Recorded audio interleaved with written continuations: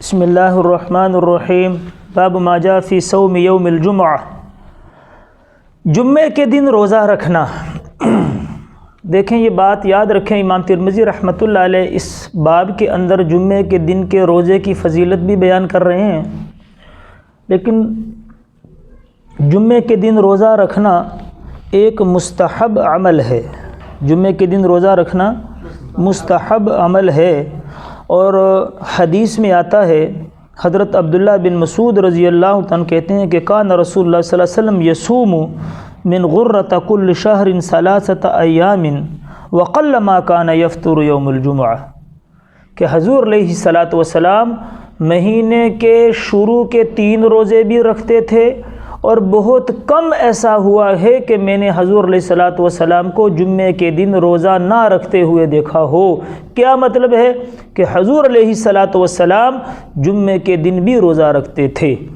لیکن ایک مسئلہ یاد رکھیں، جیسے پیچھے باب القراءت کے اندر بھی آیا کہ جو مسنون قراءتیں ہیں، فجر میں، ظہر میں طوال ہے، عصر اور عشاء میں اوساط ہے، اور مغرب میں قصار ہے، یہ صورت ہے۔ لیکن اگر کوئی آدمی کہے کہ ان کے علاوہ ہے ہی نہیں، یا جیسے آپ علیہ الصلاۃ والسلام کے بارے میں آیا کہ آپ فجر کی سنتیں جو صبح کی نماز سے سنتیں پہلے ہیں، اس میں آپ علیہ السلام پہلی رکعت میں قل یا الکافرون اور دوسری میں قل هو اللہ احد، اور عبداللہ ابن مسعود رضی اللہ عنہ کی روایت ہے کہ مغرب کی جو سنتیں تھیں اس میں بھی آپ علیہ السلام یہ قل یا الکافرون اور قل هو اللہ احد پڑھتے تھے۔ اب اگر کوئی آدمی یہ کہتا ہے کہ ان صورتوں کے علاوہ نہیں پڑھا جائے گا، یا ان صورتوں کے علاوہ پڑھنا جائز ہی نہیں ہے، تو پھر ایسا کرنا مکروہ ہے۔ اب اگر ایک آدمی کہتا ہے کہ جمعے کے دن ہی روزہ ہے، جمعے کے دن کے علاوہ باقی روزے نہیں رکھے اور رکھنا جائز بھی نہیں ہے، تو پھر جمعے کے دن روزہ رکھنا بھی مکروہ ہوگا۔ مطلب یہ ہے کہ اب یہ یکے بعد دیگرے سارے دنوں کے باب آ رہے ہیں۔ حضور علیہ الصلاۃ والسلام نے رمضان المبارک کے علاوہ پورا ہفتہ میں روزے رکھے ہیں، پورے ہفتے میں آپ نے ہر دن کا روزہ رکھا ہے۔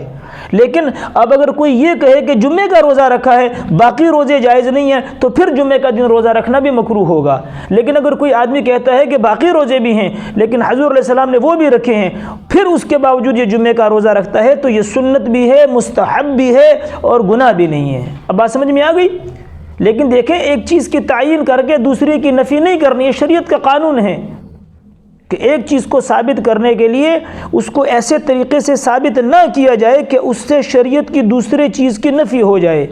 تو لہٰذا جمعے کا دن روزہ رکھنا مستحب عمل ہے۔ لیکن اگر کوئی آدمی کہتا ہے کہ صرف جمعے کا ہی رکھنا ہے، نہ ہفتے کا، نہ اتوار کا، نہ پیر کا، نہ منگل کا، نہ بدھ کا، نہ جمعرات کا، تو اس آدمی کے لیے پھر جمعے کا روزہ رکھنا بھی مکروہ ہوگا۔ لیکن اگر آدمی کہتا ہے کہ اللہ کے نبی نے، جیسے ابھی باب آ رہے ہیں انشاءاللہ، یک کے بعد دیگر سارے ابواب آ رہے ہیں، تو یہ مسئلہ یاد رکھیں کہ جمعے کا روزہ آپ علیہ السلام نے رکھا ہے۔ دوسری بات، یہاں حدیث میں آیا کہ آپ مہینے کے شروع کے 3 روزے رکھتے تھے، اور یہاں لفظ غرہ آیا۔ غرہ اصل میں کہتے ہیں اس گھوڑے کو عربی میں جس کی پیشانی سفید ہو۔ اب بعض نے یہاں سے ایام 20 بھی لیے ہیں۔ ایام 20 کہتے ہیں کہ جب چاند کی 13، 14، 15 یہ 3 راتیں بڑی روشن ہوتی ہیں۔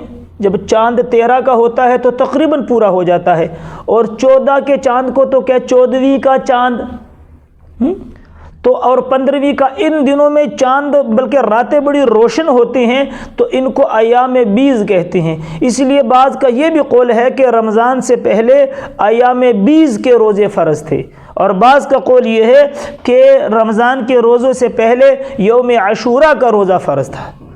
تو اگر ایام 20 ہیں تو پھر تو وہ روشن ہیں، لیکن اصل میں محدثین کہتے ہیں کہ اس سے ہر مہینے کی ابتدائی 3 دن مراد ہیں، تو بھی جائز ہے، ٹھیک ہے۔ کیوں کہ دیکھیں، جب چاند آخر میں چلا جاتا ہے تو چاند کے آخری 3 دنوں میں چاند نہیں نکلتا، چاند کے آخری 3 دنوں میں چاند نہیں نکلتا، تو اس میں چاند تو ہوتا ہی نہیں ہے۔ لیکن جب چاند نکلتا ہے تو اس کی روشنی تو کم ہوتی ہے، لیکن نہ ہونے سے تو بہتر ہے نا، تو نہ ہونے کے مقابلے میں فرمایا وہ بھی غرہ ہے، وہ بھی کیا ہے؟ غرہ ہے۔